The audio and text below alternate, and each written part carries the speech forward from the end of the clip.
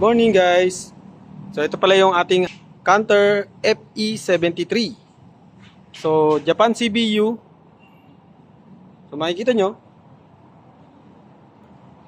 made in Japan. Pag dumarating siya dito sa atin sa Pilipinas, buo na po siya. Straight galing Japan po. So this one we offer po 200,000 discount. Also, then yung isa namin variant na 4-wheeler na Canter FE71, same din po, we offer 200k discount for this unit. So, pakita ko lang yung loob sa inyo. So, ito yung loob niya. Manual transmission.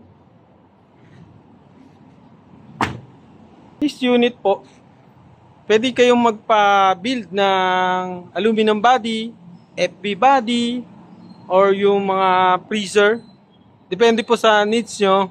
So, kung gusto nyo malaman yung ibang details, pwede nyo po akong i-message dito sa Facebook ko, sa Facebook page, or ilalagay ko po yung contact number ko. Pwede nyo akong i-call, text, or Viber sa contact number ko.